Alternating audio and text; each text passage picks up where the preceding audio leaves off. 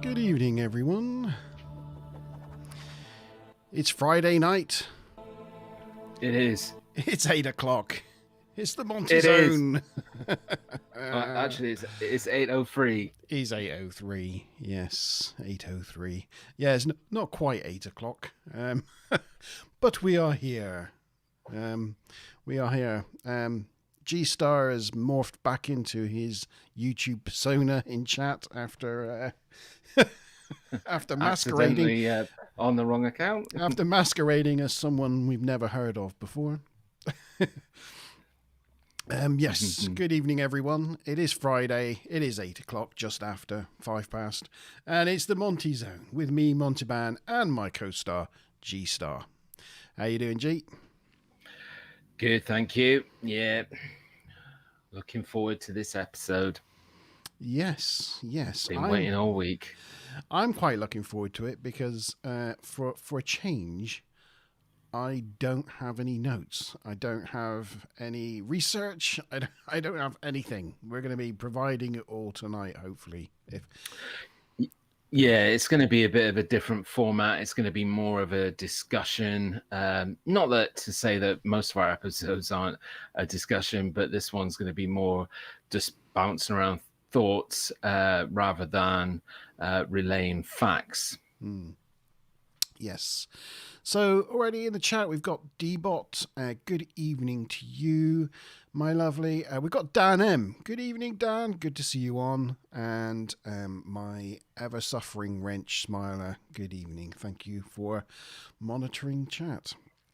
Now, I do know that a lot of our regular viewers, because of the bank holiday weekend and the ease down of lockdown, reveling. They're all out partying that tonight. So yeah, we might be a little light in chat, but we can chat to Dan hopefully. Again, the beauty of YouTube, guys can watch it at a later date. Yes, they will be picking it up a little bit later on. Yeah. So while we're on that note, doing my usual job, please don't forget to like this video and subscribe and share your comments either during the show or after the show. All comments are fantastic and really appreciated. The other thing that I just wanted to say, I mentioned it on the G-Star Vault that I uploaded yesterday, but just want to take a moment to thank all you guys that have been supporting us and subscribing and liking and joining the shows. It's been awesome. We are at 86 subscribers and we wanted to hit the milestone of 100. So we're just 14 subscribers away, which is like a rather large family. That's all it is. So if you could give us a little bit more support and help us share, it would be awesome for us to come back to the next Monte Zone and go, yeah, we hit that milestone. Yeah, it would be awesome for us. That would be great. Yeah, so thank you to everyone who subscribes and who joins our streams and contributes to our content. We really appreciate it. And talking of content, we've got tonight's content, which is UFOs. We're back to the UFO subject this evening, G. Yes, this episode is called Aliens Confirmed. And what I am hoping to present to Monty and to you guys tonight is just where I've pulled together lots of examples where highly ranked military people, officers, personnel, and politicians and government officials, scientists, and highly trained people like police officers, where they've confirmed that they have some knowledge or they have been involved in an experience with the UFO phenomenon. So it's, been very active over the last few years, and it's becoming more common for more disclosure. So there's a lot of that's happened in the last couple of years, and most of that is what we're going to be sharing and discussing this evening. Yeah, we were hoping to have Ben from the 401 files on, but I know he's not been feeling well this week, so There may have been some issues there, so we might see him at some point this evening, or we might not. do. Yeah, he know. may have got his dates mixed up, so we don't know. Yes, and we can't reach out to him right now. No. So yeah, we'll figure that out as the evening. Fingers crossed he makes it. Yes. And as always, with the stories and the things we'll be going through this evening, if anybody has any questions or anything they want for us to discuss in chat, please feel free to type away. And it's your conversations that make these shows. Yeah, it really is a discussion night tonight, so join in that discussion. So Monty has one job, and that is to watch chat. Yeah, that's going to be my priority this evening. I'm watching you guys. Yes. Yeah. So, what's the first item? Well, what I was going to do this evening is, instead of going straight into the main subject that we're going to discuss this evening, which was the what I was just talking about in terms of where people have come forward and confirmed that they've been part of the UFO phenomenon. But before we get into that, I wanted to do a small kind of discussion about something that's very related to it. So what I did was pre-filmed a G-Star Vault, which isn't going to be uploaded to YouTube. It's just going to be used as an insert in this show tonight.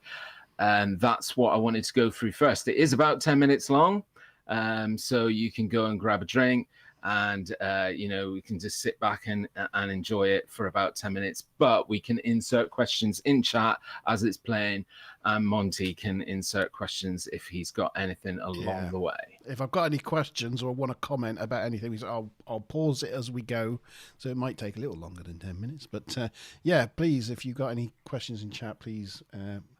Got my beer. Have you got your beer? Yeah, I got my beer. Oh my God! I'm trying to hold it that way so you can't readily see the branding. I haven't. It's all right. This is not the BBC, you know. It's not like sticky back plastic. Yeah, I need a glass of wine, don't I? Really?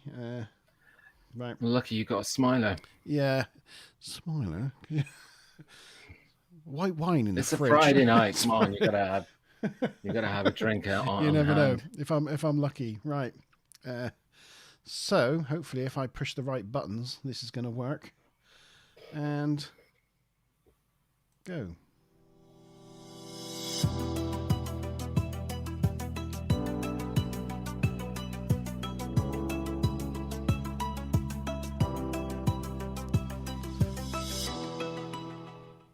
I suppose. Hold on, sorry. I know I'm pausing it already, right?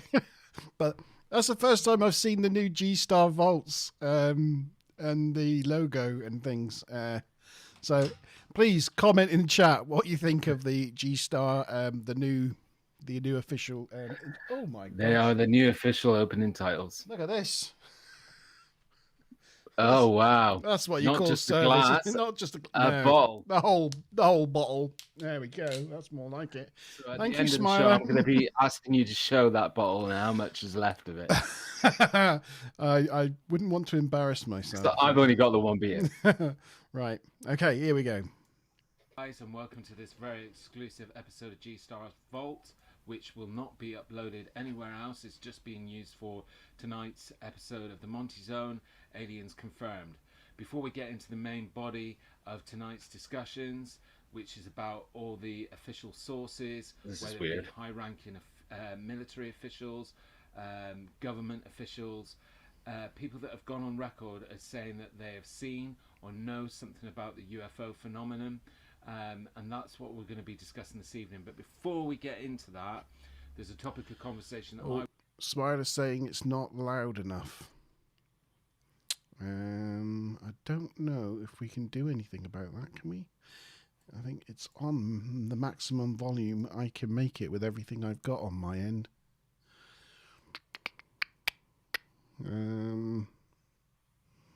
Yeah, I can't make it go any louder. No. Smiler, can you turn your volume up? Sorry, you're gonna have to turn your volume up. I can't. Yeah, on my end, I can't do anything. This is as loud as I can make it.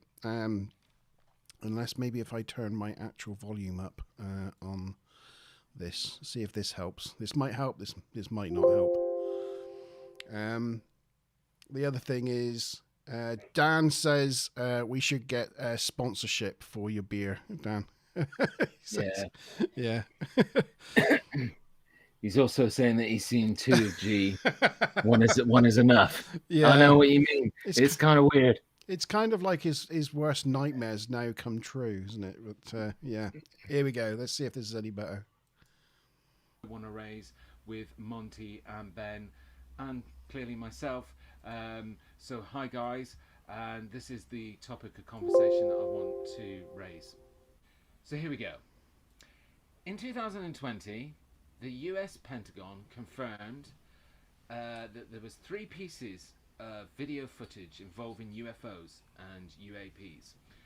Now, all 3 of these pieces of footage had been circling the internet for some years before 2020, but were unsubstantiated.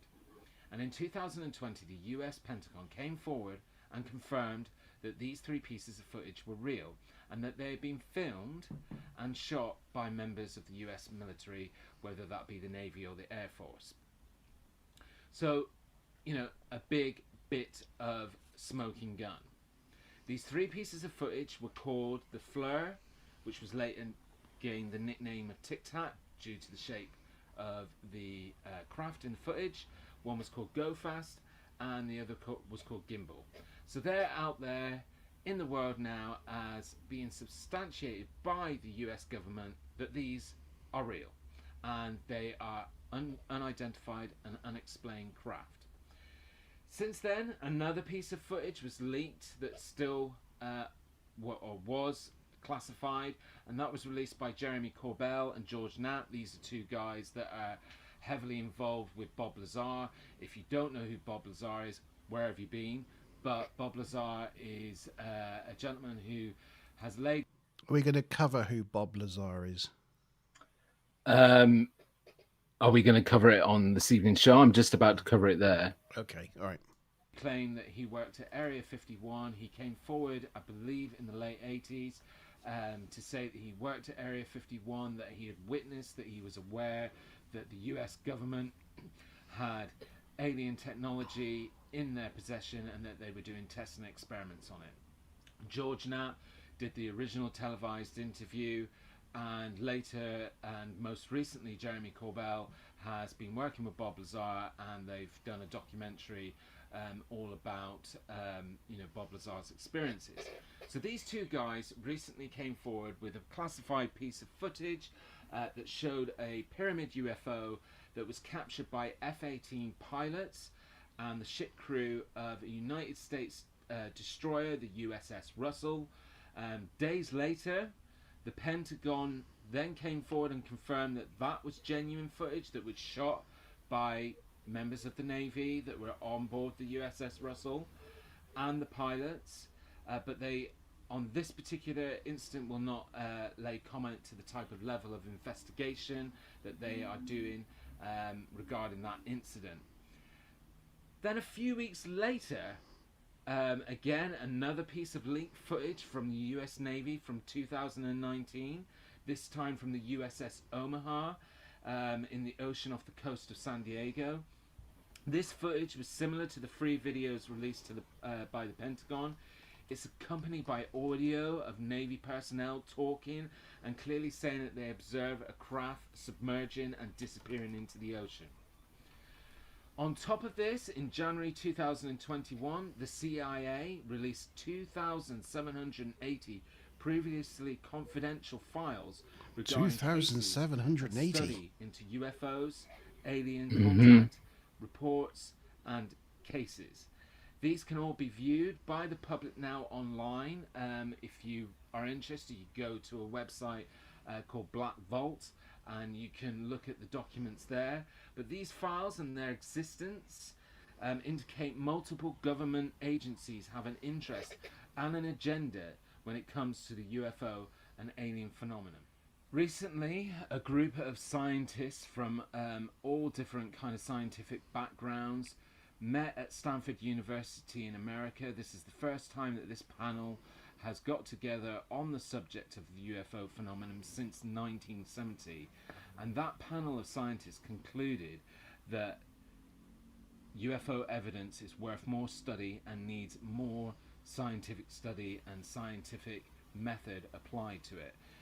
Another good example is Philip Alaris, I think his name is pronounced. He's the project Good try. controller Got it wrong. of the European Space Agency and space research, and he's gone on record as saying that there is a need for the scientific study of UAPs and a requirement to assemble reliable evidence, something that should not be so easily ignored by the scientific community.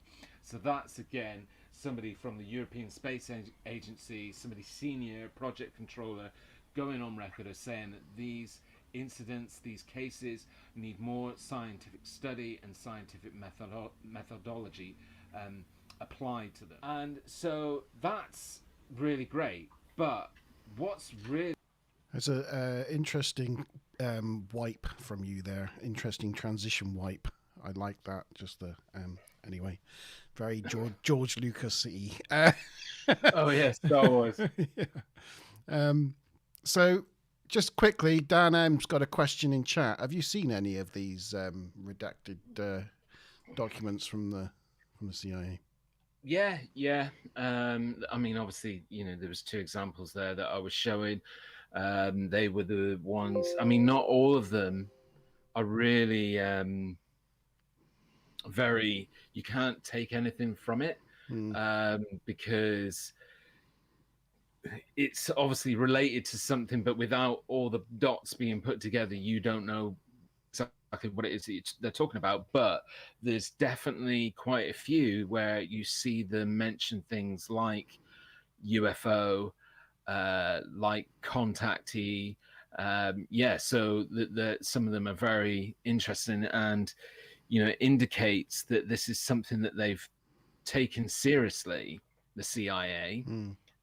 For quite some time. I mean, over the years, a lot of people have talked about like the FBI and things like that, but CIA is not usually associated with the UFO phenomenon always, not as high as your likes of your FBI or your what's the other one? I guess CIA is more like foreign national security. Well, yeah, I suppose CIA is more like foreign espionage type sort of stuff, isn't it? And yeah, exactly. The feds are more domestic, I guess. So it's a more domestic issue. Yeah. So even these, this is indicating that a part of that U.S. government that we wouldn't naturally assume would be very involved in the UFO phenomenon. They have been, and they've been doing investigations, and so it's just a really good example of just all of this stuff that I'm going through in the video has all come out and been made available in the last 2-year window. And we'll get on to what Right, I will continue. Really confusing, and what my subject of discussion is why is it not setting the world alight? This is a huge smoking gun. So here's my thoughts and points for discussion. Is it because in the last sort of 18 months or so, the planet has been going through a horrendous pandemic, and people's consciousness is more focused on trying to get through this difficult situation and come out the other side, and that's why other things like this whole UFO phenomenon is really not resonating with members of the public and society in the way that we would have thought it would have. So that's number one. Is that possibly a consideration? Number two, is it because of religion? I was reading just the other day some numbers that were released in 2020 by two sociologists, and those figures that stated that only 7% of the Earth's population is agnostic or atheist. How many? That's a lot of people. 7%. 450 million people. but still a very small Wow. percentage. So it still means that around about 90% of the Earth's population still believe in a god of some sort, or a higher force or a higher power that controls our destiny, and we are the center of the universe, and we are that deity's only children. Lastly, number 3, could it be something else? Could it be that the scientific community as a whole still aren't ready to embrace the UFO phenomenon? You know, I was mentioning earlier that there were some examples of where these recent confirmations and recent declassification of certain files have led some members of the scientific community to call for a change of mindset and a change of approach, but maybe they're in a minority. You know, I saw an article about the case that I was talking about earlier on with the USS Omaha off the coast of California. And in this particular article, the way that they were penning it was that the military personnel felt that it could be some form of technology from another country, or another, you know, military, so like China or Korea or Russia. However, if you dig deep enough, you will see that plenty of the military personnel that are involved in these incidents have gone on record, and they have said that, you know, based on their expert knowledge of physics and current maneuverability, that they have used the words, for example, like otherworldly, because the maneuvers that some of these and speeds that some of these craft and objects are achieving currently don't exist in our realm of physics, and that's why they're making the claim that it's otherworldly or not from this planet. So, and plenty of them have gone on record as to saying that, but already you can find articles out there where it's twisted a little bit. So, over to you guys, not just Monty and Ben. What do you guys that are watching think? See you next time on G Star's Vault. Got outro as well. That's very good. Yeah, there you go. Yeah. Oh, no, don't start that again. Yes. Well, So, yes, go on. you know, what I was trying to get out and what I wanted to discuss first is that there's been a huge amount of disclosure and declassification and you know, stuff brought forward in the last 2 years. If I think back to sort of 10 years ago, and this happening 10 years ago, you would have thought it would have been all over the headlines, you know. And I'm interested to know how many of you guys that are watching were loosely aware of some of that, but not aware of all of it. And not, you know, some of the guys are saying, oh, you know, already in chats saying they're really interested in the you know, the CIA files and having a look at them. And, you know, it just maybe that, you know, they weren't aware of it beforehand. And there's just so much that's been happening, but it's not escaping into what I would consider like the real mainstream of society. And, you know, I wanted to discuss why we think that is, and is it that they've done it intentionally now as well? That's another point of discussion. I think yes, I think that's interesting. I think just saying hello to Karen. She's come on whilst we were watching that video. I think she was abducted for a while, but she's back. So hi, Karen. Yeah. Good evening to you.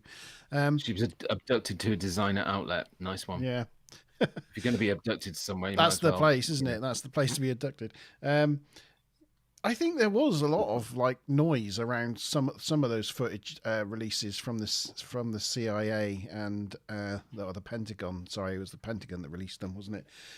At the time, but I think it very quickly died down because there wasn't much else to say about it. But is some of it being released now because the I've forgotten the term of it, but like the statute of limitations or whatever it is. I don't think that's the right one because I think that's to do with prosecution. But but you know what I mean. The time limit that they can make something secret or something is expiring. Because I think over the summer of this year they have to release all the things about the Roswell because the time's up on that. So that's all due to be whatever they have on that is due to be released. But there's a lot of activity that's due to happen in the next year or so, and even some activity that's happening this month because Congress. I don't know if it's already happened or if it's due to happen later this month, but that Congress are due to meet to discuss, all of these incidents with the U.S. military and what they're now very on trend has become calling them UAPs, and I think even introducing that as standard is also a part of desensitizing people.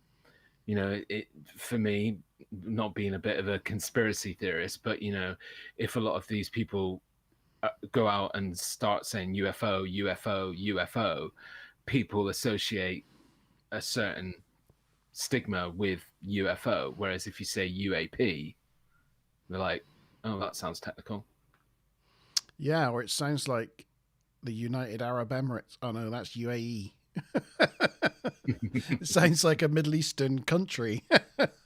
Yeah, yeah, but no.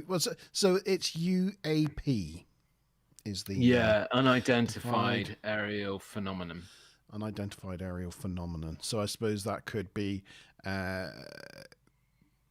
gases or things or lightning. Yeah, or yeah.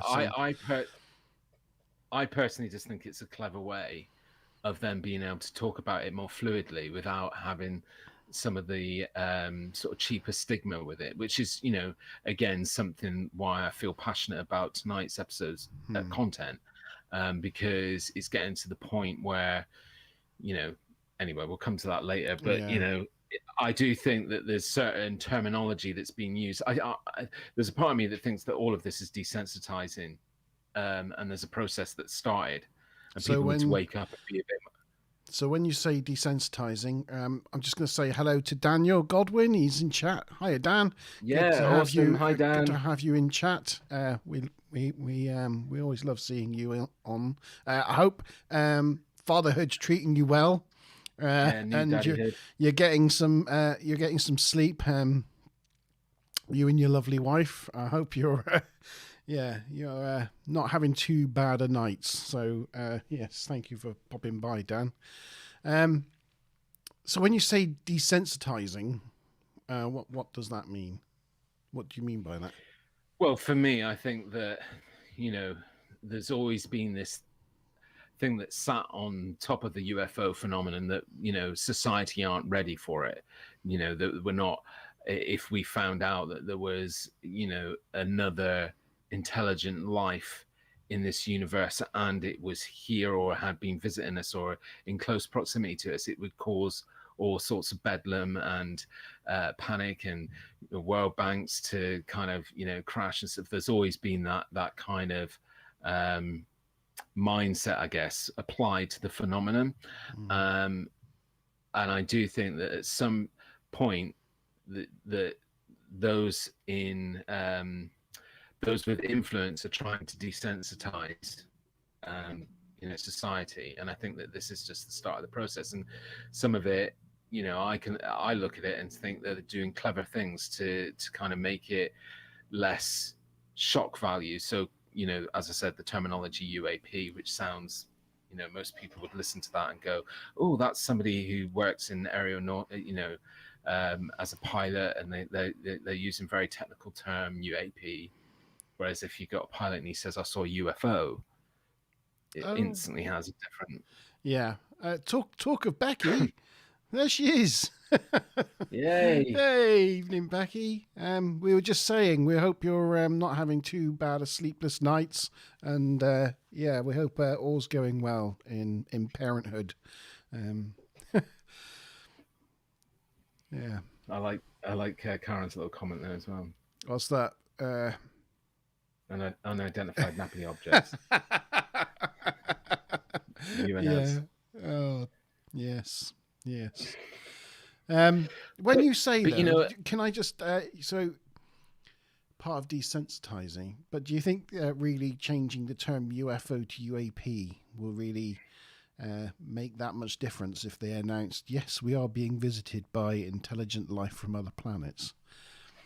Do you think that's going to really make well, they haven't got to the point where they've openly said that yet. No, no, but with There's a lot of people that are now not part of the military and were highly ranked, and people that were part of the government but now retired that are now going on record and saying, "This is what I've seen, this is what I've heard," because they can now.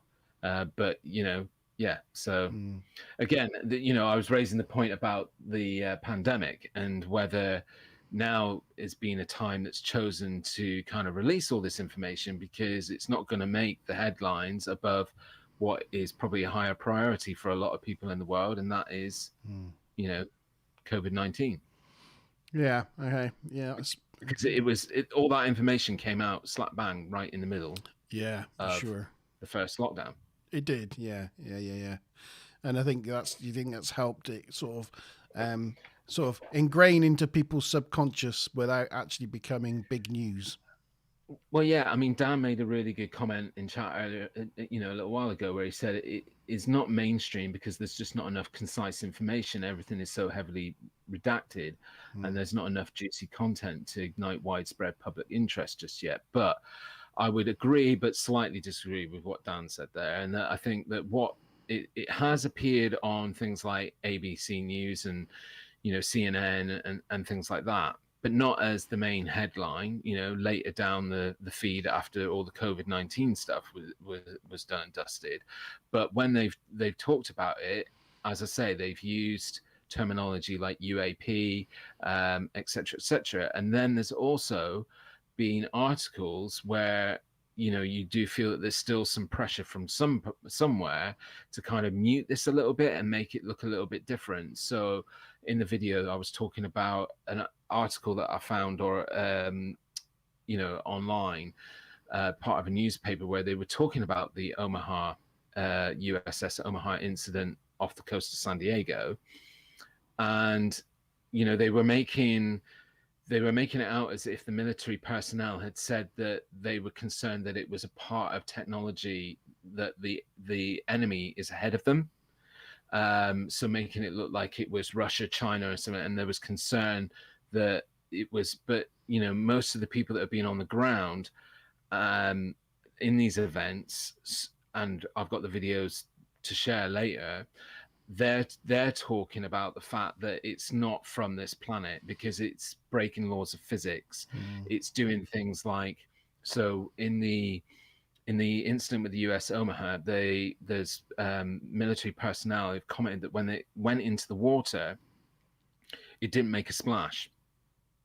There was no water it was like as if it hadn't gone into the water. It just,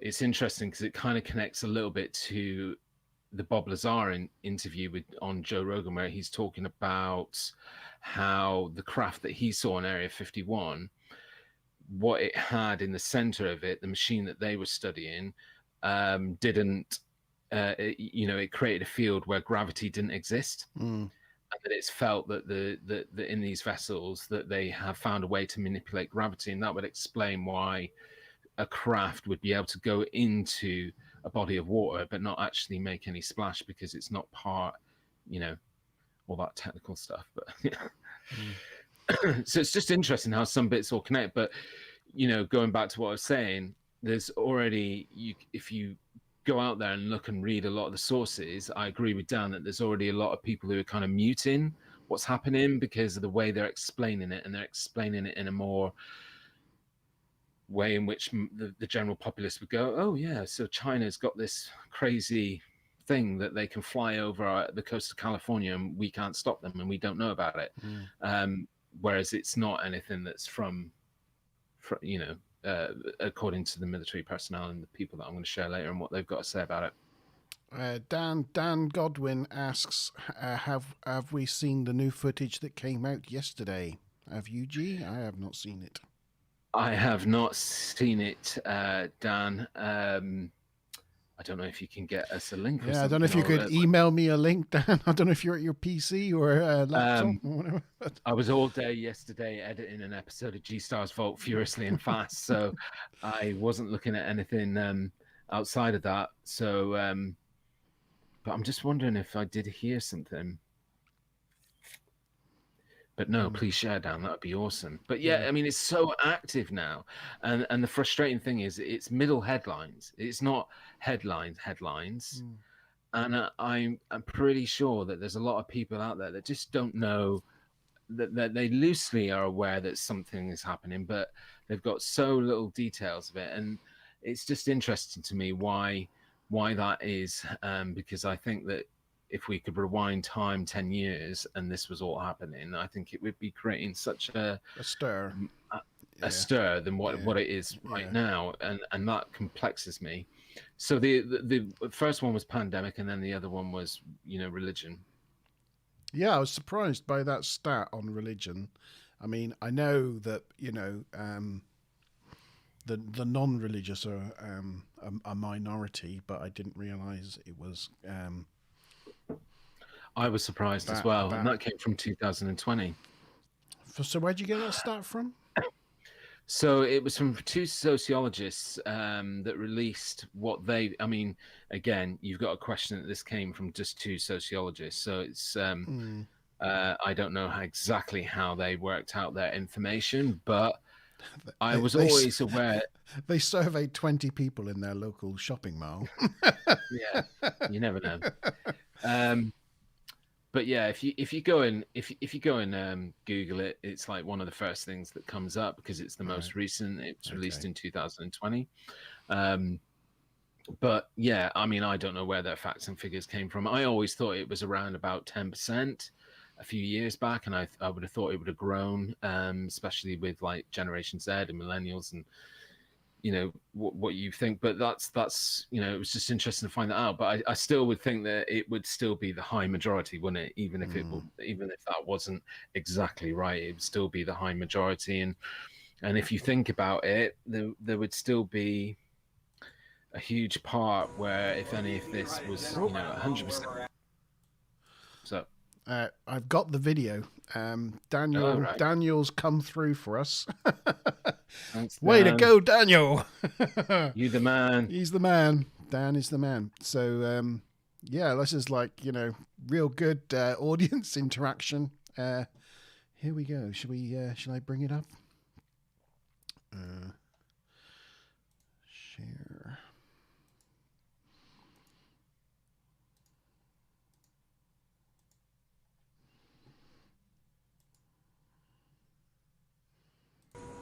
If you can write a general lat long where we're at, and then the number of contacts you got, get the course and speed meters off them. You know what I mean? And relative position to us, like bearings, might be helpful too. Eyes up. Eyes down. CSM2, maintain track as best you can. Track 781 just sped up to 46 knots, 50 knots, closing in. Oh, actually 38 knots. Holy shit, going fast. That one's pretty much perfectly 000 relative, right? Yeah. 263 at 3 miles, 55 knots speed. Wow. I need to know a little bit of backstory on that. Sorry, yeah, chat went off there a little bit. Apologies for that. Oh, no, hang on. I don't know what I was about to play, but so I'm thinking that video there showing they were tracking an object that went from like nothing to did they say 55 knots? Extreme speed. I think it went up to 100 and something, 138 or something. Yeah, I mean, it's interesting because later on there's something where it talks about a swarm of UFOs, and that's what I think that one was pointing out, that it was a swarm of them as well, because I think I clocked in. Is that what it was? Swarm of UFOs. Oh, I see. Towards a Navy ship. They all suddenly appeared. That's probably what I heard. I heard about an incident where Yeah, a yeah, swarm yeah. of I think it's about 6, 7, 8, 9. Oh, there's actually loads of them. Yeah, yeah, yeah. I didn't spot. So thing is, I'm trying to do multiple things at once. But it's yeah, you're funny, right. and thank you so much for sharing that, Dan. Really, really useful piece of footage, because later on I've got a piece of video footage from CNN to share where there's a gentleman on it called Christopher Mellon, who's the former Deputy Assistant Secretary of Defense for Intelligence, and he is talking about how it needs to be discussed in Congress, because there was an incident where a swarm of UFOs approached a Navy ship, and they turned around just at the last minute before they were going to go in a full panic station. So that's obviously happened again, because this looks like it's quite recent. There you can see. Actually, just sped up to 46 knots, 50 knots, closing in. So now there's like 4 of them. That one's pretty much perfectly 000 relative, right? Yeah. 263 at 3 No, miles. they're actually surrounded. 5 knots speed. Yeah. Interesting. Wow. And that I noticed in the back, there was a watermark. It's Jeremy Corbell again. Yeah. Same guy. So if we started talking about this and you're watching this back later on in a week's time, and it jump cuts to us now, it's because we were copyright strike for it. we had to take it out, but hopefully we can keep it in. Hopefully that'll stay in there. But yeah, thank you very much, Daniel, for highlighting that. That was great. Really good. Really good. Oh, did the chat go all funny? I know. Sorry, I was moving windows around and I think I covered it over and did weird things. Yes. So what's up next then, G? What have we got? Well, what were your thoughts? I never really got from you. Like, why do you think it's not been, the world has not been shocked at this information, and a lot of people don't seem targeted in on it? I'm going along with Dan M in that I just think there's just not enough information, and what there is, although a lot of this stuff is strange, there's still nothing concrete for anybody to really hang any, for normies out there, not for the enthusiasts, but just for the normal everyday member of the population. I don't think there's anything particularly exciting or concrete in any of this stuff to actually cause any great excitement.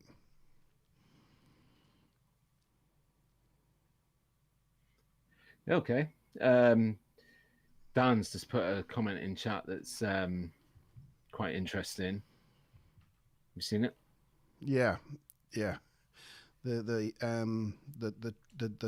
Trump formed Space Force. Yeah. I mean, I have my own theory on why that it feels that there's been some sharing starting to happen and things being declassified. Like Monte was saying earlier on, some of it is timetabled. It's unavoidable, but not all of it. Certainly not the footage that the Pentagon released in 2020, not those 3 pieces of footage. I think personally, one theory that I have is just because of the way that technology is evolving and the way that we're evolving as a society, that for the people that keep secrets, it's harder and harder to keep secrets. So people that would do that, they would probably be smart and intelligent enough to choose to share the information, but in a way that they want the information to be shared so that they still control the information. And that's why I think that there's some bits where, I would disagree slightly with what you said, because if you look into a lot of these off the main, because they cover them quickly on, some news programs, and you see them on, they talk about them on radio, but they only cover it very loosely with facts, where there's actually quite a lot of information that you can go and take. And that's what I'm hoping that I'm sharing tonight, is where you're hearing from people that were involved in these incidents firsthand and what they're saying that they've seen. And these are highly trained people. These aren't people who've got any kind of agenda to kind of, make it more sensationalized than it is, and they're just being completely honest, which is really refreshing as well, especially from military people. Yeah, I think you're right. With the what the Pentagon released, it was because it was leaked, and so to quieten the rumors, really, they they sort of shown that they leaked it themselves and were like, "See, we're not worried about it being leaked. This is official. It's just no big deal. It's just we just don't know what it is." But we're not worried about it, type thing. It was just to sort of like to quell the murmuring. And definitely, and that's what I'm saying. It'd be a way of controlling the information in the way that you choose that it's disclosed. Yeah, I think it was controlling the narrative, and I think when I say like I just don't think it's because I think the normies out there will just go, "Oh, it's a drone, isn't it?" Or something like that.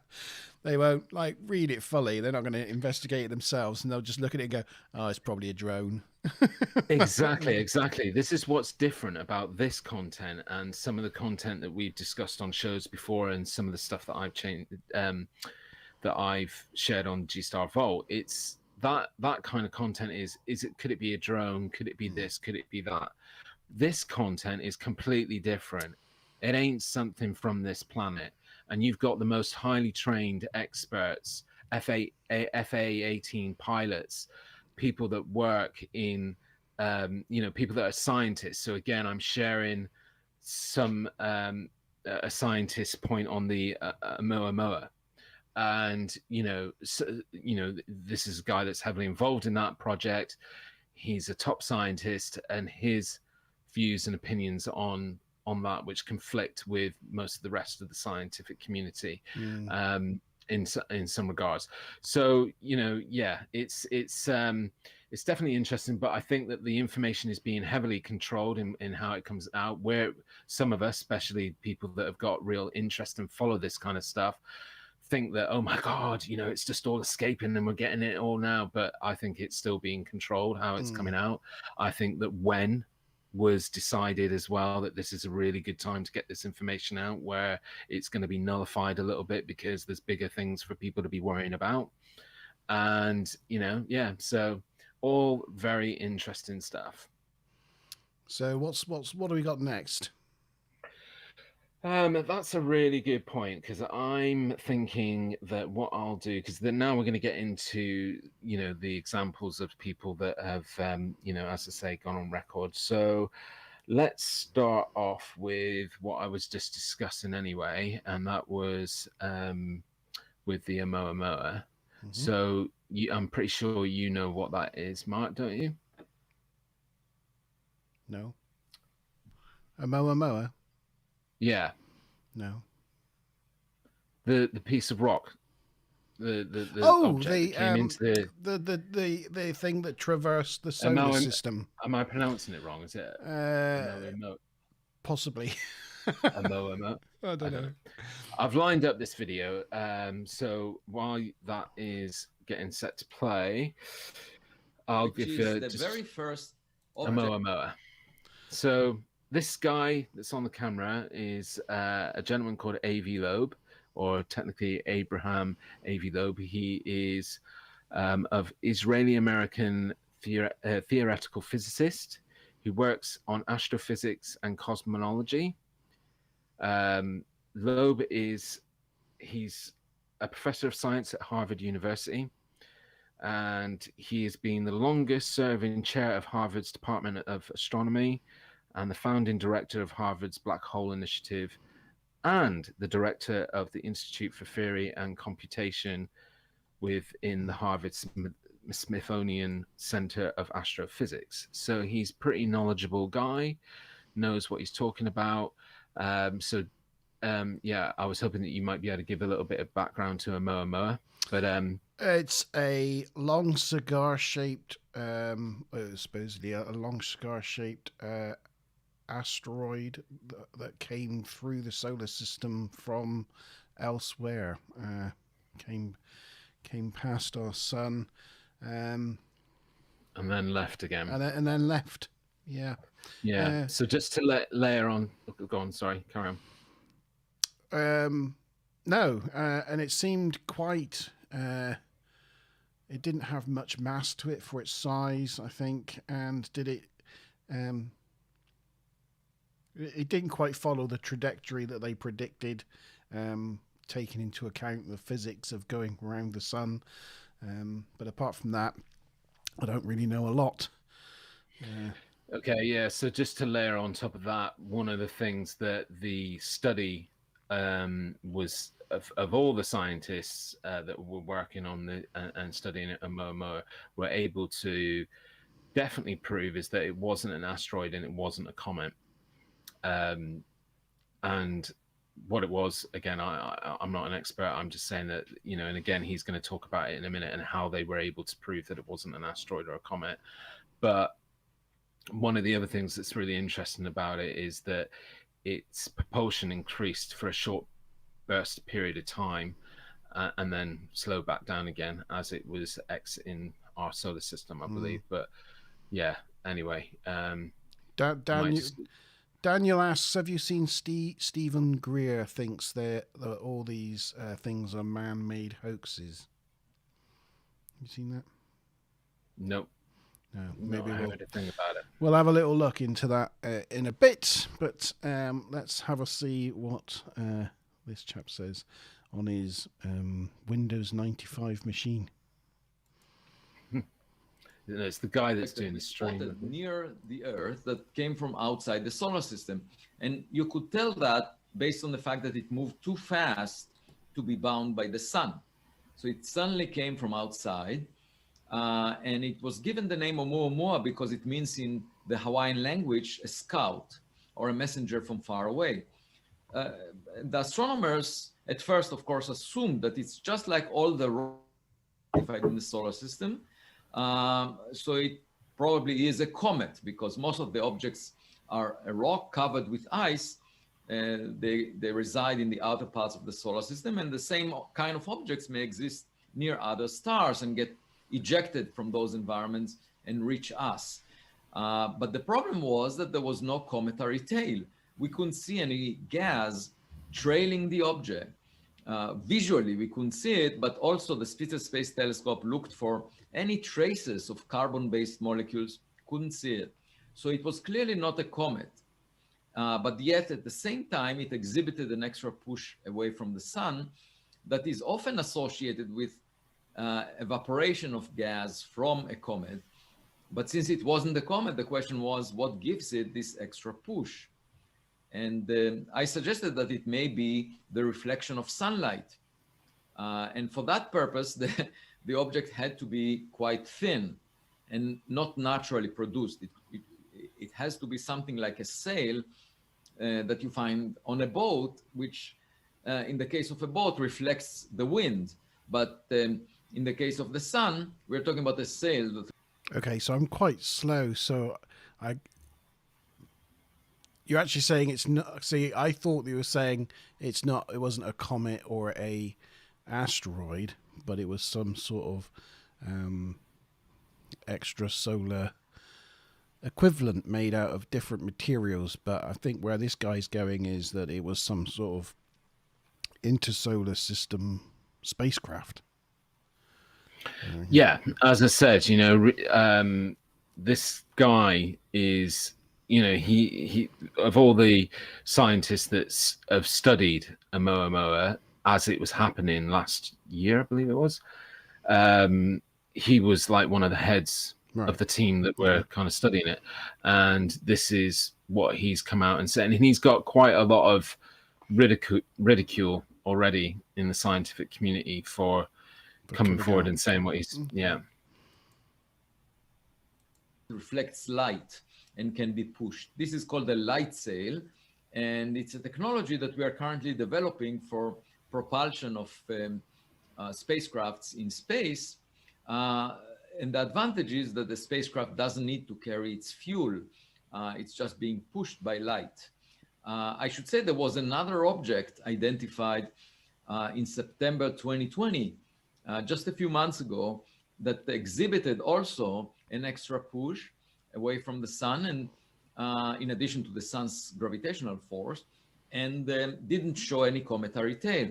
Turns out that this one was a rocket booster from 1966, Lunar Lander Surveyor 2 mission that was launched by NASA.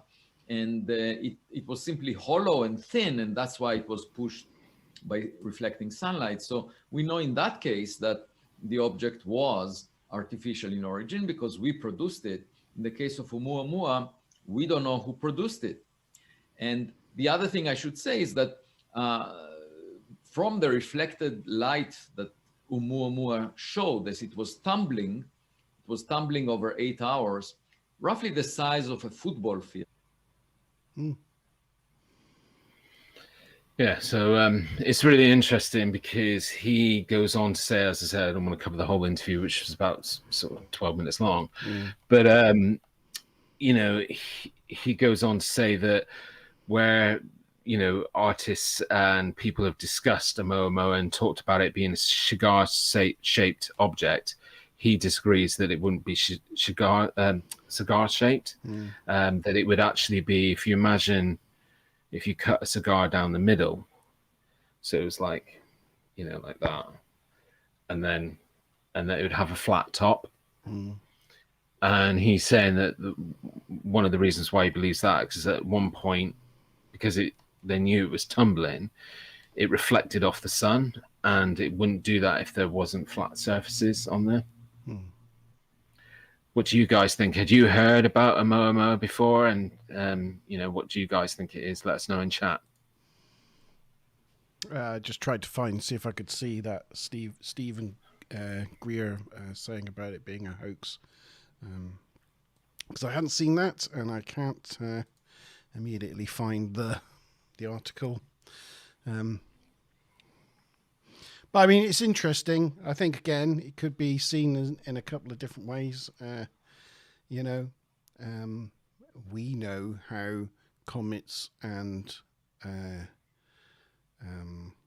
asteroids behave in our solar system because of the way our solar system developed and the types of objects in our solar system. Now, although they're going to be similarities, the chemical composition and the makeup of another solar system could be a lot different and could produce different objects of different structures that are not necessarily the same as the ones we find in our solar system. So when one does pass through our solar system, it might react differently than how our physics models would say. Because it's not the same. It's not something we've seen. So I think it, you know, I can understand how that's probably how people would react to that kind of story. Yeah, I didn't email it to you because I don't want to use too many pictures this evening, but it's really interesting if you go on and look at, there's more artistic conceptions about, you know, what AV through his interviews, then people have done like drawings of what it would look like compared to all the other ones that are out there. How do you spell it? I'll see if I can pull up one. Oumuamua. Yeah. I know it starts with A-O-U. O-U. Oh, that. And then it's Moa, M-A-U, I believe. All right. Let's see if I can find something that... Dan says he's emailed you a screenshot. I don't know what. Well done, Dan. Well done, that man. Well, I just thought at least I can pull up. I mean, we didn't see it really by telescope, apart from it being the tiniest little blob. But I thought, oh no, that's a pretty good picture of it. There it is. I thought I'll just quickly show. I love to do a show and tell. Window. There you go. So this is the asteroid that we're talking about, or the object. This is the object. Definitely not an asteroid. It's been proven it's not an asteroid. Definitely not an asteroid, but it's or an asteroid as we would know it and some of our solar system might be able to create an asteroid that looks like this. But asteroids need to have ice, and you see that chemical trail coming off of them, whereas there was none on Oumuamua. That one there looks a little bit like the Millennium Falcon, so I'm going to go with that one. But this is the object we're talking about, and when he's talking about a light sail, that's the sort of thing. That's what a light sail typically looks like. It's like a big stretch of material that captures not just solar rays, but it could be you can set up a laser beam on your host planet and project that laser beam onto that surface and propel it for forever, really. So that's what that is. I'm just going to talk amongst yourselves a minute. I'm just going to check out what Dan sent me. Yeah, just another point, because in chat, Karen's saying that she's never heard about this, and it's really interesting. It really is, Karen. I would go and really suggest go and check it out and do a little bit, read up yourself. A couple of other things that I can add is what he was trying to explain in that video. At one point, while they were observing and studying this object, it, as I said earlier, increased propulsion and sped up. And if something like that's going to happen, it's usually what he was pointing out was that that something happened after that. An object did the same thing, but it was a man-made object that we had created. One of the I can't remember what he said it was. The things that we sent in space, like, I don't want to call it a satellite, it's not a satellite, but one of the probes that we sent into space, and it was one of those. And the reason why that was able to increase propulsion is because of its flat surfaces would pick up those solar winds, but a comet or an asteroid doesn't usually work like that. If it would go into all of a sudden increased propulsion, it would need to be something to do with a chemical reaction or explosion around the chemicals that are actually part of the comet or asteroid. So I hope that makes sense. I didn't explain that very well. So this is the thing Dan was talking about. Can I suggest we share it at the end? Oh, okay. I've got if it it's up going now. to refute everything that... No, it's not. No. But Dr. Stephen Greer is like a ufologist. He's a UFO guy. He's doing a presentation, by the looks of it, at some, I don't know where, some, does it say? No, it doesn't say. It's a webinar. 20th anniversary of Disclosure Project National Press Club event. So he's doing a webinar of proof man-made UFOs that have been staged, many hoaxed alien events. So yeah, he's doing a presentation saying that there are a number that have been obviously staged, and he's probably not wrong. There probably has been a number that have been staged. Dan, do you know if he's specifically talking about the content that we're covering this evening, or is he just talking about UFO events over history? That would be interesting to know. Yeah. Does it say when it is? It was April the 25th. It was so it was a while ago, actually. It's last month. There you go. So that's why they I hadn't heard that, but there you go. Thank you, Dan, for that. I mean, it could be anything that the not asteroid and not comet. Yeah, all I would say is it's a discussion opener. I sort of chose that as the kind of lightest one that's not necessarily due to... It's just that it's happened in the last couple of years. And again, it's something that is groundbreaking, not just in the world of ufology, but in the world of science, because it's presented new things that we've, that astronomers have not been able to see before. And and that's part to do with the advancement in astronomy as well. So it's all really good, exciting scientific stuff, but still most people don't know about it.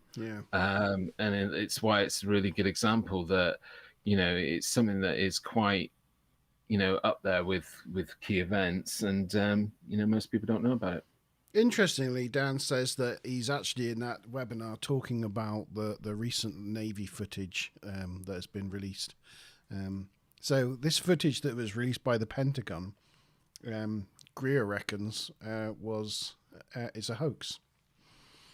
So if that is the case, you're going to ask why? Why would they release a hoax like that? Yeah. Well, what is the second agenda? Yeah, exactly. Riddles and mysteries. The American government likes to keep everybody guessing, don't they? I mean, for me, I'm not a fan of Greer. Like, I really think he's cheap ufology. I don't mean to be, branding and brash, but and I think there's some bitter eggs with him at the moment because he's not a part of this circle of activity that's happening, and he always likes to be the center of attention. So I think it's just some bitter eggs, because a lot of the stuff that I'll bring up later, which is kind of connected to the military stuff, but it's like police officers in the UK. So unless this hoax is, basically Dan's just said it, Greer is a massive con man. He's like one of these people that you just wish in the world of ufology didn't exist, because he just cheapens the whole thing. But he's a doctor. But he's an idiot as well. So he always seems like a bit of a... Yeah, I know I can't use those words. He seems like the guy that's on the other doctor that's on the super size versus super skinny. Yeah. Really annoyingly pompous. And he's just got a bit of a slappable face. Down at people. I can't say that. I said he's got a slappable face. I can't say that. I didn't say that. Yeah. So, but so these examples that I'm going to share this evening go from the highest ranks of US military all the way down to police officers in Brighton. Right. So what have we got next then? Okay, so I'm just trying to think which ones connect to each other better. So I'm going to go with this one next. It's a right journey of discovery this evening. So the video is in there. Don't play it just yet, Monty, if you wouldn't mind. Again, if you're watching this back and we just clip if you're watching this later on and it goes from... You won't. I explained earlier on, these are my videos. Oh, you've checked them. I've taken them down, trimmed them, so they're not coming from the YouTube source. I know, but the YouTube scrubbers know. But anyway. There you go. We'll see. We'll see. So the next one is some footage of a gentleman being interviewed his name is Paul Hellyer. Hellyer. Paul what? Hellyer. Hellyer. Hellyer. Hellyer. He was the Canadian Defense Minister. He was in politics in Canada from 1969 to 1988. However, in 1997, he helped form the Canadian Action Party. Right. Paul Hellyer was Canadian Minister of Defense in the 1960s, ruling over the country's armed forces during the time of the Cold War. And when he retired, he publicly stated that we are not alone in the universe, and some guests from outer space actually live here on planet Earth. So this is a bit of footage if you want to play it, where he's being interviewed and talking about some of the bits that he's willing to talk about. For the record, Daniel agrees with my assessment. Stephen Greer, Dr. Stephen Greer. Right, here we go. General's telephone number, give him a heads up that I'll be calling, because I thought I should check with him personally and hear his voice. Sorry, just to give a bit of a background, he's now talking about where he phoned and spoke to a senior general in the US Army whilst he was defense minister in Canada. Right. Shall I go back to the beginning? Please, if you don't mind, you might want to turn it down, but I don't know if it's too loud. Is it too loud? No, just play it. It's fine. Okay. Okay. Right. Give me the general's telephone number and give him a heads up that I'll be calling. Because I thought I should check with him personally and hear his voice and what he had to say. And I had met him, so I knew who it was. And so I phoned him, and before I could even say, hello, how are you? What's the weather like? He said, every word is true and more. Those were his opening words. And he spent 20 minutes telling me the and more within the limit of his oath. I guess it went as far as he could. And he said, and this was the most important thing he said during that period, was that there have been face-to-face meetings between United States officials and visitors from other star systems, period. No. Well, you look like you were just getting interested into that. Yeah, I was like, what? I didn't quite He catch what the first thing he said to him was. I didn't quite catch. He was saying that as he's phoning this general, he's obviously phoning him to talk about a particular incident that happened, and even before he could say hello, how are you, this general's kind of told him, yeah, it's all true, this incident did happen, and then he told him all about the more and what, as far as he could go, in saying that they've been in contact with aliens. Right. Now, do you think those aliens gave him that bit of furniture in the background there? It's a hell of a piece of furniture he's got going on. I don't know. It's like engraved or it's a really interesting looking thing. Anyway, carry on. So Paul Hellyer, he's gone on in other interviews, not just this one. In other interviews, he's mentioned a galactic federation, and that's what he's overheard US governments talking about. In some interviews, so just to quote, he said about they decided to do an investigation, and they investigated for 3 years, and they decided that with absolute certainty 4 species at least have been visiting this planet for thousands of years. We have a long history of UFOs, and of course there have been a lot more activity in the last few decades since we invented the atomic bomb, and they are very concerned about that and the fact that we might use it again. And because the cosmos is a unity and it affects not just us, but other people in the cosmos. But it's really interesting because in this interview, the interviewer asked him, in previous interviews, you've mentioned this Galactic Federation. And in this interview, his response was, that's not something that I've experienced firsthand. The information that I've talked about is just from what others have shared with me, so it's probably not right for me to talk about it, as I didn't see it firsthand and it wasn't something that I had a conversation about. But what's really interesting, I've got another bit of footage about an Israeli government minister who's come out and gone on record, and he mentions a galactic federation as well. Do you want to listen to that one now? Yeah, well, let me just find it. I'll get it up for you. There you go. It should have come into the studio now. Of the Israeli space security program, and after receiving 3 Israeli security awards, retired Israeli general and respected professor Chaim Eshed is now unveiling that yes, there are aliens among us, yes, Israel has made contact with them, and no, humanity is not ready for them. Also, before you start doubting his words, the 87-year-old Eshed was clear in his recent interview with Yediot Ahronot News that he's not talking about immigration, but rather about a galactic federation complete with an underground base on Mars, where there are American and alien representatives apparently present. He also explains that President Trump both knows about them and was on the verge of disclosing their existence, only to be persuaded not to by the Federation, in order to avoid mass hysteria and panic here on Earth. I think that the only problem with that is, for me, it's lost a lot of credibility. I know he mentioned That he's not talking. Well, just bringing up Trump into it. I mean, if Trump found out anything about anything, he'd be straight on to, well, he's not, he's banned from Twitter, but he'd be straight onto some sort of social media platform saying, I know the bestest of news. And he wouldn't be able to shut up about how he's been chosen as the special one. Well, I think that when he was president, he wasn't even the most powerful man in the world. And there's certainly a lot more power behind him.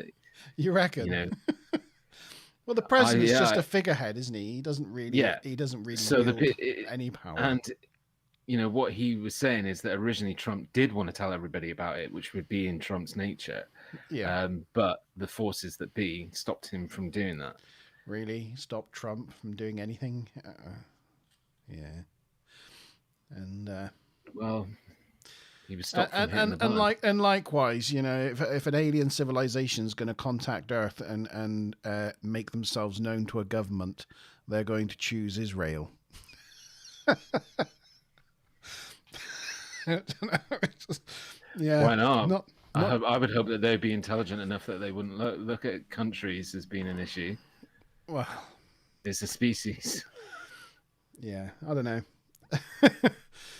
But it does, like, so it's a shame that Ben missed the show, but you know, that footage with the Canadian minister I sent to him about a month ago because it was quite interesting, given his background, given his role as defense minister. He would have obviously had some you know, natural involvement in working it with highly sensitive incidents, materials, etc.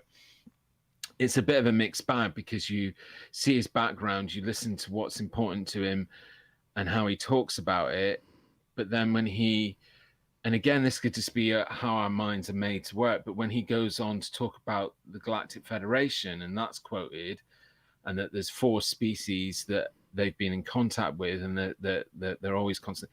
That's when, for me, it's hard to reach, and I can see how other people would see it and how it would look like something out of a bad B movie or something. But maybe the truth might be a bad B movie. Who knows? Yeah, I think Dan M's agreeing with me that if Trump knows anything, he'd be singing like a canary.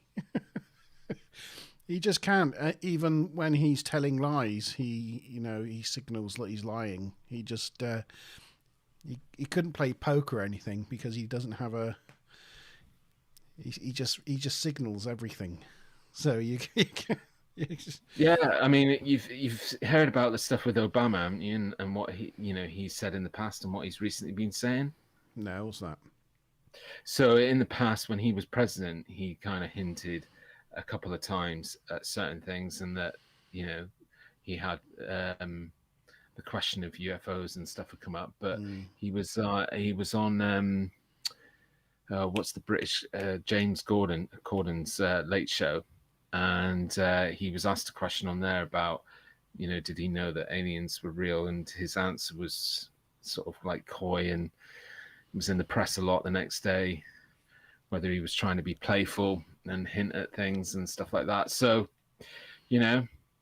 maybe Trump's just not that good at being coy and playful.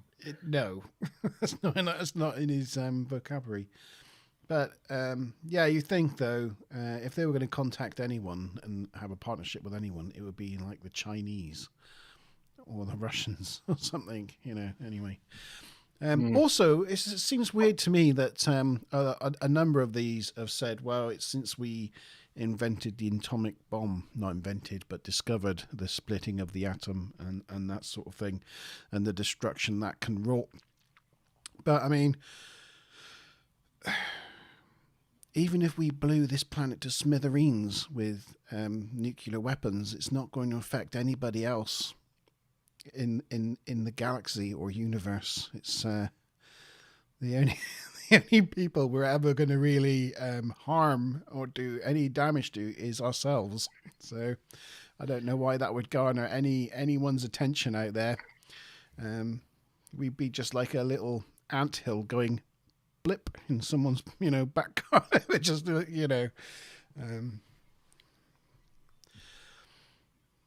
No, that's one perception of it. Obviously there could be different perceptions. I guess. Well, I just it's you're viewing it as a human, whereas if I'm not going to say it is or it isn't, but if there's other species out there, maybe they would be concerned with some of the stuff that we're doing, and there is some impact to the universe that we're not intelligent enough to know and advanced enough to know what that impact is. So, maybe it's not. Maybe it's not. Yeah, maybe it's not the nuclear bombs and the destructive power and that sort of thing. It's CERN and the the collider. They're worried about and the Kardashians rebooting the universe, or opening up a rip that will tear through the entire galaxy or something like that. The silly humans in their their wanton disregard for the rules of the universe. You never know. You never know. So I'd shared those two. So let me just go on to the next one. I think I'm going to end with the... You're going to have to tidy up your files in the backstage because... yeah. I think I'll end with the Brighton one. Let's start with... For this one, so now we're going on to some really juicy stuff. Ooh. And this is all people that are high up in the intelligence community in the US government, military, sorry, and senior people in the military. But it's just, let me remove these ones from the stream. And then it'll be the one video that's left for you. That's that one. I'll give a bit of a background to who's talking in this one, just in case you don't hear the presenter saying it. The presenter or the newscaster in this video is talking to a gentleman called Sean Cahill, who's a retired Navy Chief Master of Arms, and Christopher Mellon, who's the former Deputy Assistant Secretary of Defense for Intelligence. All right.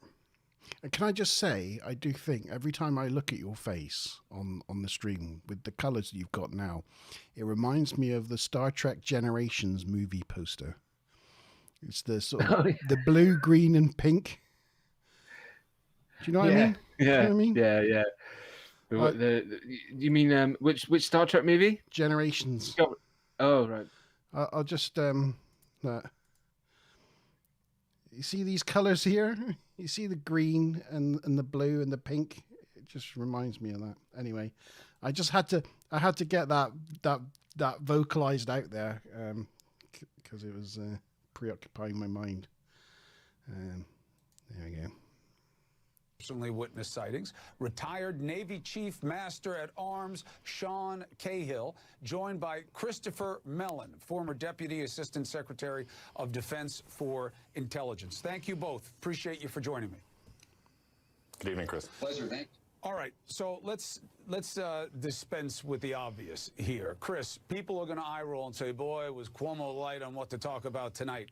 Why is this worth discussion?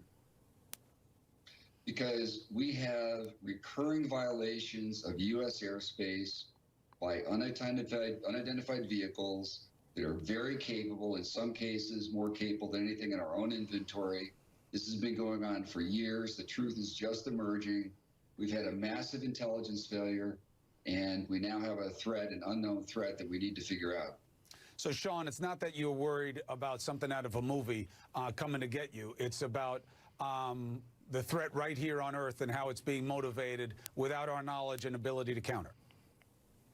That's correct, Chris. In 2004, I was the Chief Master at Arms on board the USS Princeton, and the technology that we witnessed with the Tic Tac was something that we would not have been able to defend our forces against at the time. Help me understand that. As the uninitiated, what does that mean to us?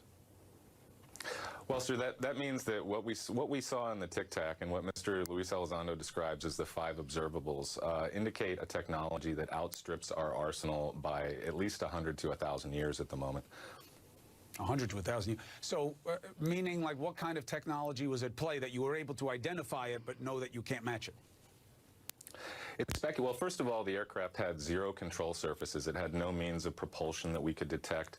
It moved at hypersonic velocities, and it preceded the pilots to their cap point. So it seemed to have some knowledge of where the pilots were headed ahead of time. And we don't possess those abilities to do that in our arsenal at the moment. What does that sound like to you, Chris Mellon? Well, we clearly are vulnerable, and this has been going on for too long. Finally, our Congress is learning of this situation. They're beginning to react. So we've got a lot of catch up here, but it is very concerning. It's not an imminent crisis or imminent threat. There's been no hostility, but there's a lot of activity, and it's increasingly bold. In some instances, recently. Yeah, the Tic Tac is the code name for the alien, Karen, for the UFO, not UFO. What do we call them now? UEP. UAP? UAP. Yeah, it's been classified as that because that's, you know, back in the early 20th century, the first person who saw UFOs described them as they maneuvered like a saucer if you spun it on a lake. So therefore it penned the expression flying saucer. When the Navy personnel saw this particular craft on that particular incident, they described it as looking like a giant Tic Tac. So like the Tic Tac sweets that you'd have, which is really interesting. I want everybody to remember that because it comes up quite a lot in some of the other footage that I've got to share. Just going to finish the end of this one. We've had these things swarming around warships off the coast of California, swarming around strategic missile defense bases in Guam and other things. So with all the tensions in the world in China and the rest, with the attack on the Saudi oil facilities by drones and so forth, it's something we need to take seriously. So yeah, we certainly saw the swarming thing earlier on this evening, courtesy of Daniel. Yeah. And these two incidents, you know, this was filmed a couple of weeks ago, I think, and talking about incidents that happened much earlier than that. And then this one, as I said, that's why I wanted to know where that footage was coming from, whether it was related to an older incident or something really fresh and new, to see whether it was the same incident. But it's really interesting to hear this this guy, the Assistant Secretary of Defense, talking about them swarming, you know, Navy nuclear ships and stuff. And yeah, I think the guy on the left there, if he's finished with his military career, I think he's got a career in WWE by the looks of him. He does look like your typical like Navy SEAL. I'm gonna come in and kick your ass. Yeah, and he's got that sort of, I mean, I can't do it, but that kind of deep voice that, yeah, you know, he's like an action man. I'm going to mess you up kind of, you know. I'm a Navy SEAL. That's how my beard always looked to me as I pictured it should look. But it never ever came out like that. Yeah. And now it's just gone white. So yeah, I missed that whole great looking. His white is very nicely placed, you know. Yeah. It's like it's good, isn't it? Yeah. Yeah. But yeah, it's interesting that you've got this. What was he? The guy on the right? Former Deputy Assistant Secretary of Defense. Yeah, I mean, Secretary of Defense. You know, saying that they are taking these swarming events and this the stuff that they've collected from the Pentagon. They're taking this stuff seriously. Yeah, obviously what they're discussing now hasn't happened yet. So they're talking about the congressional meeting and also the government report on UFOs set to release next month. So that will obviously produce a lot more interesting stuff that we can come back to as Aliens Confirmed Part 2, I'm sure. Yeah, I'm sure. But what is really interesting is that, and you'll see it now in the next sort of 3 pieces of footage. Well, I've only got, I think, 2 pieces of footage left to share, this being the third one. that there's similarities in certain, and when these are events that are not connected at all, whatsoever. Yeah. As Dan M says, it's interesting that you know, you've got the Secretary of Defense, or ex-Secretary of Defense even, happily discussing this on CNN. You know, that just wouldn't have happened in the past.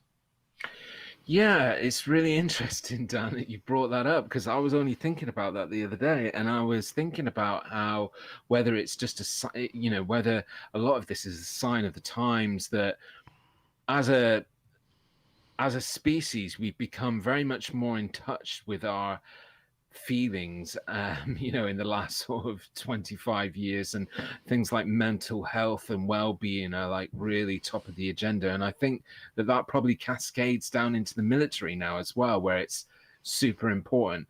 So where people were probably either ordered or firmly asked not to talk about things in the past, it's probably been identified that doing that's not very good for people's mental health, like things like post-traumatic stress, and, you know, having counseling and being open and talking about your thoughts and feelings and stuff. So maybe they're just being encouraged to be, maybe it's just a sign of the times that we're just much more open as a species now and want to talk about our feelings and the things that, yeah, I don't know. But it's also, it's a minor point, but also UFO stories and conspiracy stories, those sorts of things are also often linked to the right of the political spectrum, to the conservatives and that sort of thing. And it's the sort of news story that's usually more likely featured on Fox News and right-wing leaning news agencies than the left, which is CNN. So it's also interesting that it's on CNN than on Fox. But I say it's a minor point, but that's the way it works, I think, in America, particularly.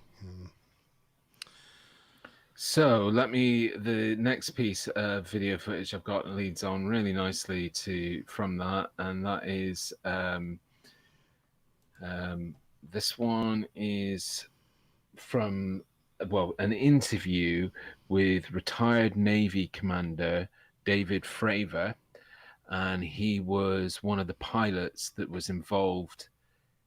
He was actually in a plane during the Tic Tac incident, and this is, again, I've trimmed the video, it's not the full interview, this is just the key points of him talking about his thoughts and feelings on it, and pay attention for some similar details to be popping up.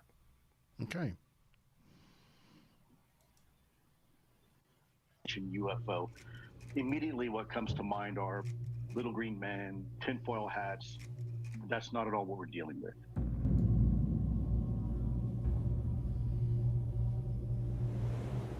In 2004, off the coast of California, an F-18 Super Hornet training exercise was suddenly interrupted by a call over the radio that would come to define Commander David Fravor's career.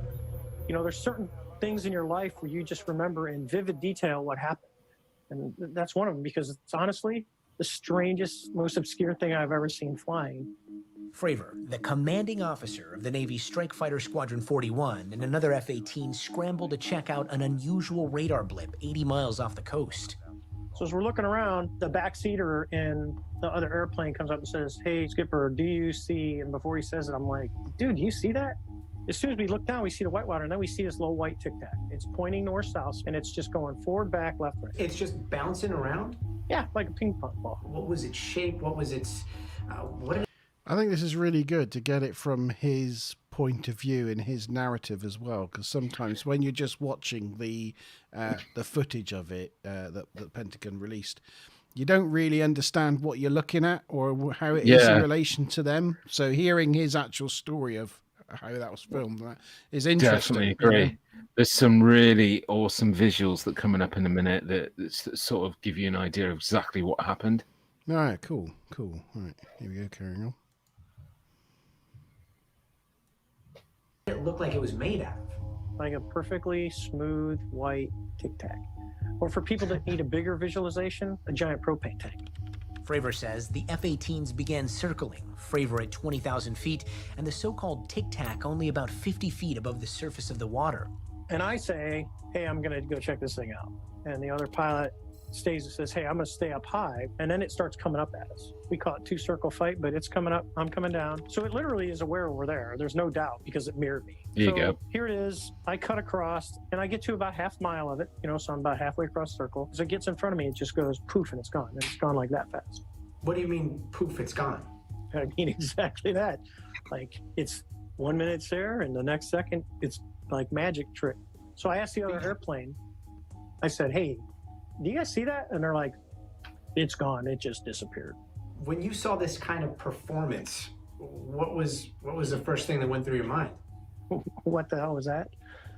Once back on the carrier, Fravor's team told the next crew what had happened, and that crew took off ready to capture something on camera. And this is what they saw. I guess the biggest question is, what do you think it is?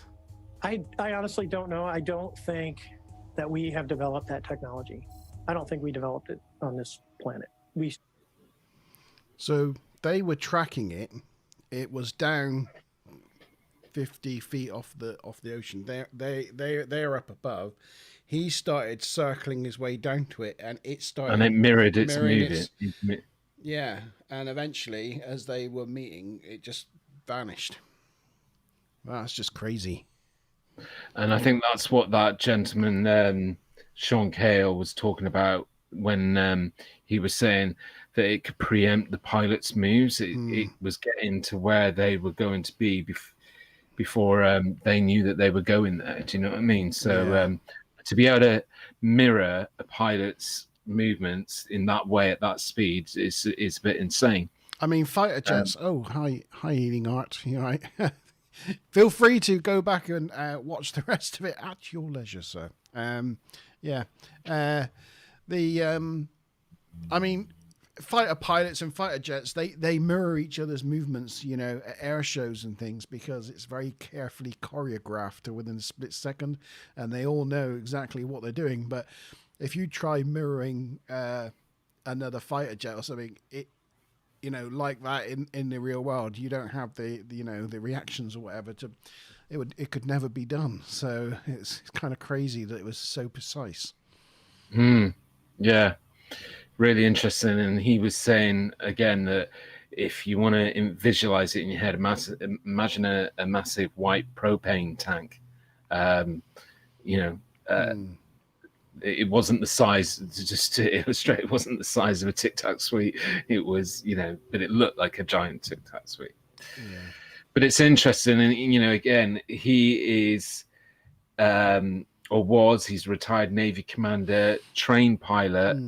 He's there saying, this technology, I don't think it's something that we could make on this planet at the moment. He ultimately said, not on this planet. So that's interesting because, again, these are people that are experts and they've been involved in an incident that's not just, so many UFO cases. It's like, I was out in the woods and I was by myself and I snapped. This guy's in the middle of a training exercise, a military training exercise, surrounded by thousands of people that are involved in that exercise, on the ship, and and it's all been recorded. And that's what he's saying that he saw. So, when people like this Stephen Greer pop up and go, this is man-made hoaxes, I'm just like, go away. Yeah. Like, literally, the facts are stronger than the fiction in these cases. And that's what compels me. And that's why I'm so passionate about why is this not making more of a buzz? Because the facts are stronger than the fiction. And we've had like a commander in the Navy. We've had a captain in the Air Force. We've had a previous Canadian defense secretary, defense minister, a scientist from Harvard University who's the head of astrophysics and cosmology. The people that are starting to stack up. But the last one that I'm going to share is a little bit closer to home. As I said earlier, this is about a situation that happened in Brighton. Funnily enough, and I- healing. Yeah, we spent half an hour discussing that at the beginning. Yeah. Yeah, go back and definitely in the pre-recording share your comments, Healing, Yeah. and share your thoughts, because we've inserted plenty of thoughts in there, but the pandemic, religion, all sorts in there, social consciousness, and how things are evolving with society. Yeah. So, but please share your thoughts with us later if you like. But please say why do you think healing? Why do you think it's now the Pentagon shared these things? And like one of the last clips we saw, we've got top military personnel and defense secretaries openly talking about this stuff. Why do you think? It's okay for them to share these things and talk about them now? Yeah, let us know. And anybody as well, anybody who's watching, please share your thoughts in chat, and let us know what you're thinking about these. Certainly, the last couple of videos that I shared. August 2000. Stop. So yeah, I think the gentleman's just about to say it on the video, but I think this is in 2018. Just to give a little bit of a backstory, in this interview, two police officers. One's a police officer, one's a paramedic. The police officer is a long-running aerial police officer, flies a police helicopter. I won't say any more. Watch the video. Remember Tic Tac. Remember what we were talking about. Yeah, healing's going with your prognosis. Yeah. When did you say? Because it looks like at the top of this that it's the 8th of November 2000. Oh, yeah, maybe 2000. We'll see. See what the note says. August 2000. The skies above Brighton. A strange light is encountered by a police helicopter crew. Could it be a UFO?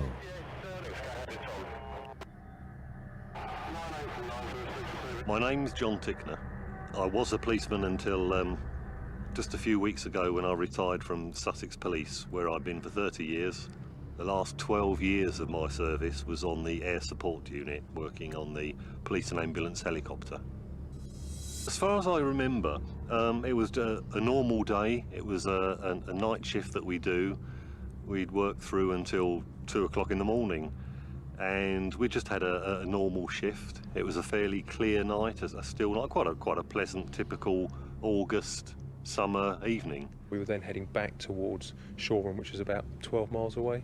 It's normal practice for us just to, instead of just going from one place to another and focusing on the home part, because we're an emergency service, we'll listen into the police radios in the towns as we pass them and just generally look about. And what I was doing that night was I was operating the thermal image camera and just looking around, casting around the Brighton area that we're passing over, and we were listening to the Brighton radios just to see if anything that was going to happen that we were ready for and briefed about, so that we knew what was going on. John's crew were nearing the end of their working day on a routine call-out. Brighton's revellers below them parted into the night, unaware of the mysterious drama unfolding in the skies.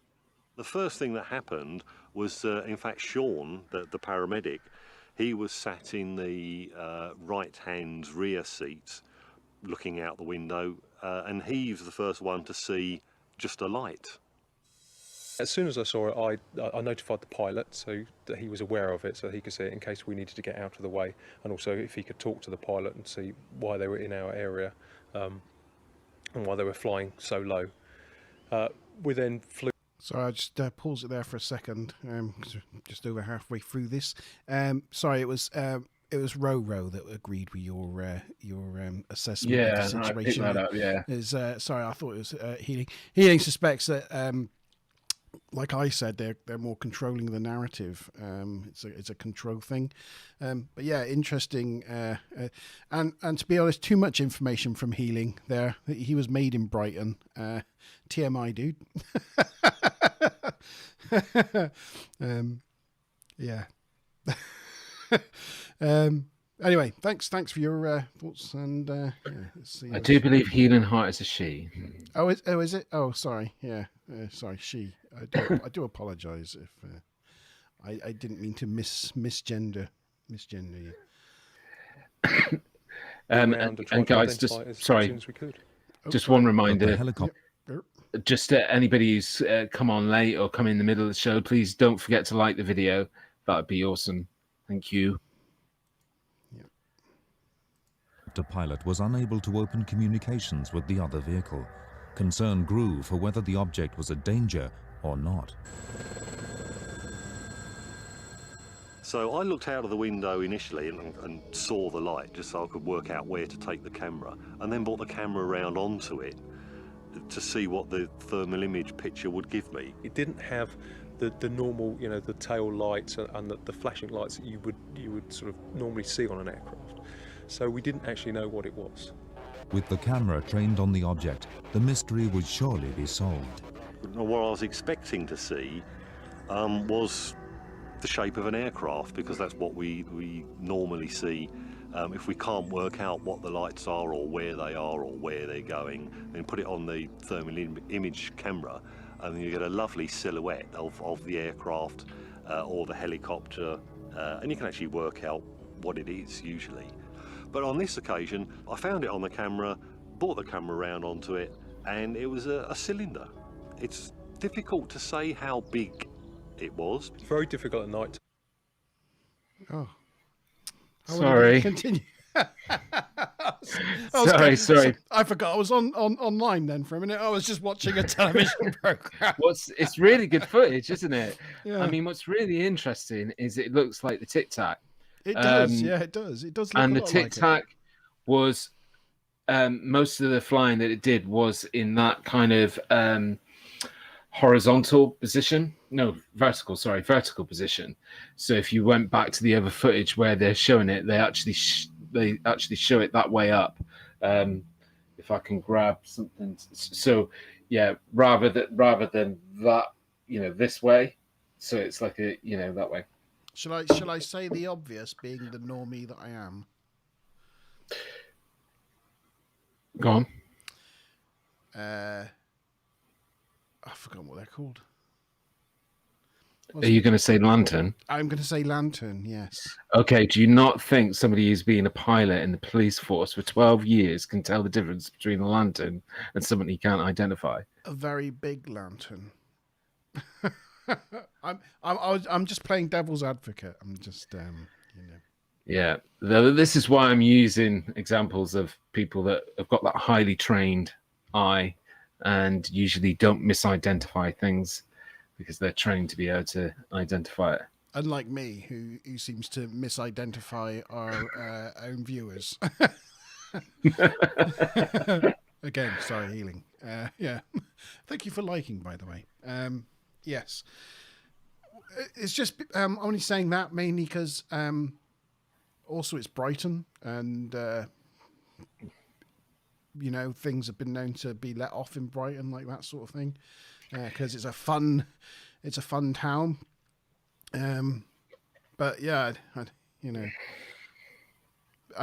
you can't get the sort of sense of scale, size, or whether it was moving, because the helicopter was kind of moving around it, so it was very difficult to, unlike the Pentagon footage where you could, they were using all their stuff to track it, so you got a good sense of the maneuvers that it was doing and the speeds it was going.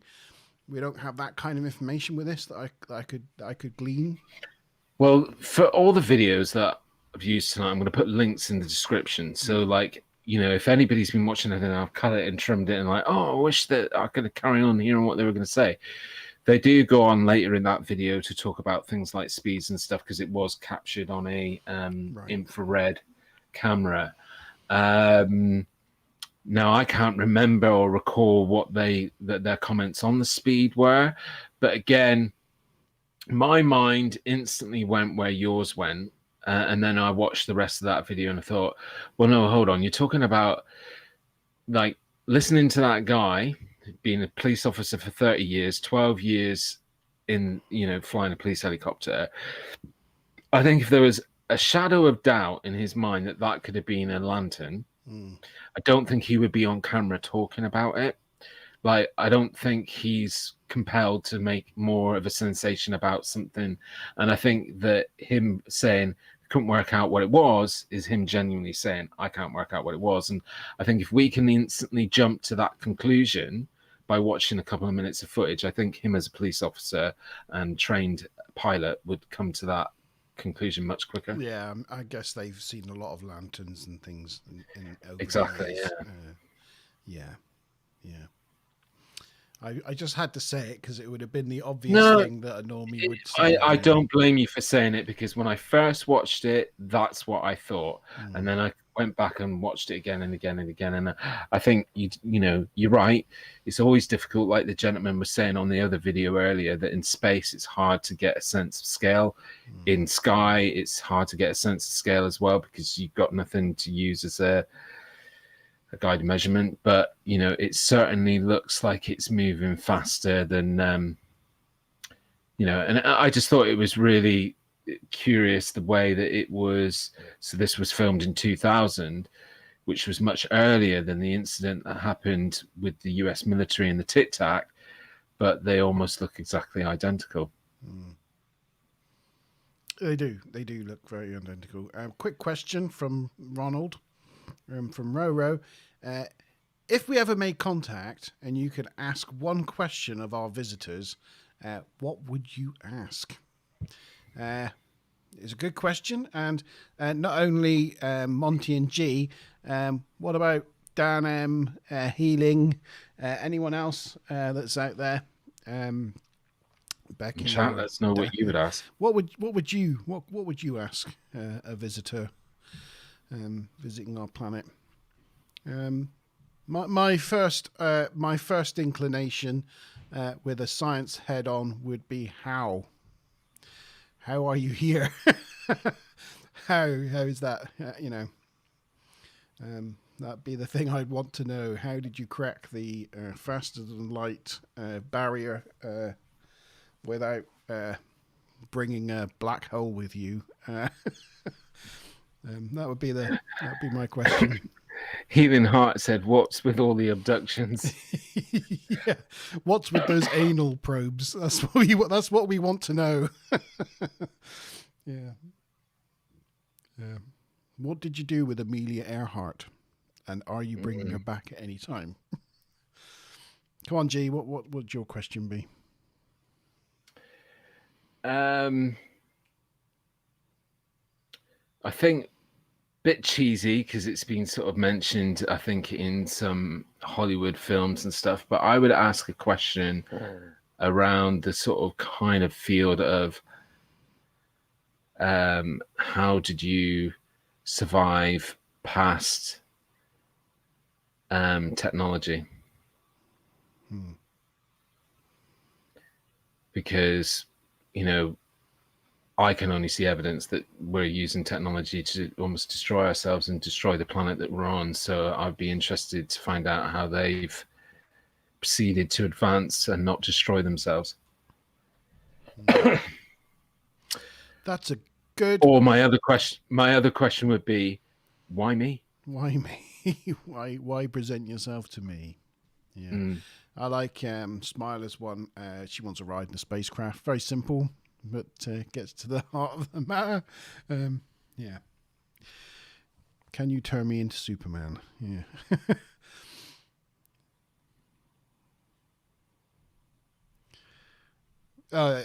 Healing really wants to know the answer to the question. Why have they been abducting people and giving them a bad time? It's a good question. It's a good question. Well, we just don't know.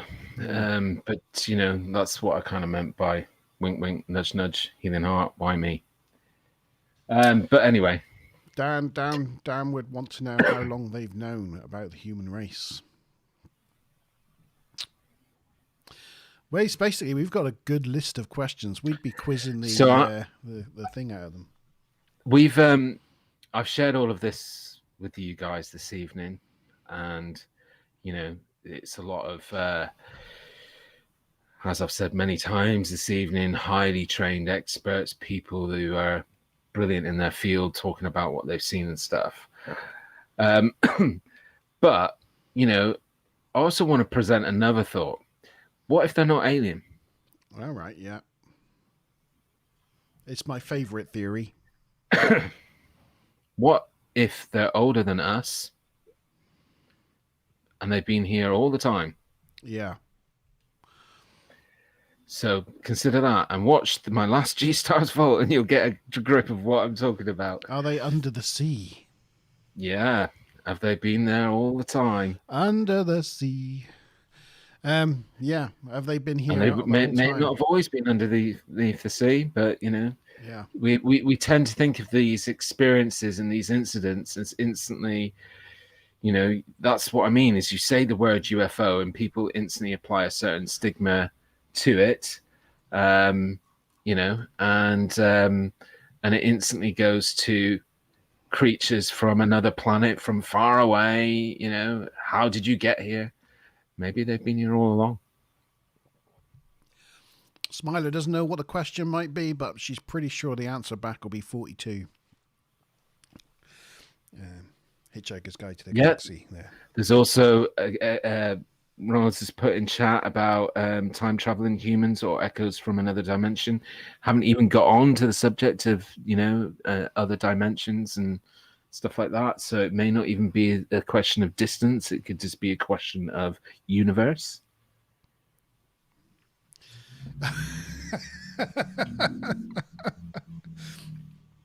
Healing thought I was Smiler because you both have the wrench in chat. So no, unfortunately, that is my lovely wife. But yeah. But yeah, no, they could do. I mean, there is enough geothermal energy down there. You go down like a kilometer or something, and there's enough warmth and energy to power multiple civilizations. So yeah, you know, we don't know. And I remind you of the statistic: we have only explored 5% of our oceans. 95% of it remains unexplored and not understood.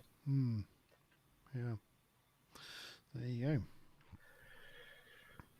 So, yep, there's you go. There's all your information. I think what we'll do is we'll come back to an Alien Confirms Part 2 because I've had to really, like, there's a lot of stuff that I could have shared tonight, but we'd have been here till 2 o'clock in the morning. And there's lots more. This is only the tip of the iceberg of the amount of people that now are in those kind of positions that have gone on camera or been interviewed and been noted and recorded as saying similar stuff to what we've seen examples of this evening. And I do think that there's going to be a lot more activity in the next couple of years. So I think this is going to be ongoing. I don't know who it was that was agreeing with me in chat about the desensitizing, but I do think that is a huge part of it. And I think that more of it's going to happen. And I wouldn't be too surprised if in the next couple of, in the next 10-year window, I think that something's going to happen and that they're going to present a craft or a thing or something that they've shot down or come down or whatever. I think we're on the cusp of it. That was Ro that was agreeing with you, Roland. Yeah. I'm sorry, Ronald. I don't know what I said, Roland. Ronald. Yeah. Also, as well as being under the sea, sorry, just going back to your other theories, there's always the interdimensional theory that, you know, as we've understood the way the universe works and matter works, that there's, you know, there's as much matter in front of my face here as there is inside my head here. It just comes into being and disappears in a way that I can't perceive. So I don't see it's there. But as quantum physics and things unlocks other dimensions and the way the universe works is being expanded, there could be things that exist here that are out of phase or are not, we're not able to experience, but those beings, those creatures from that dimension or that phase found ways of making themselves known. So there's always that. There's always that. Yeah. possibility. I mean, I was gagging to say it on our show that we did about technology, because we were talking about the expanse and how it's progressed infinitesimally. Like, you know, the curve is you know, unfathomable how quickly we've, you know, evolved in the last sort of 30 years. If you think about 25 years ago, there was no internet, there was no mobile phones, there was no Google Earth, there was no, you know, all these different things.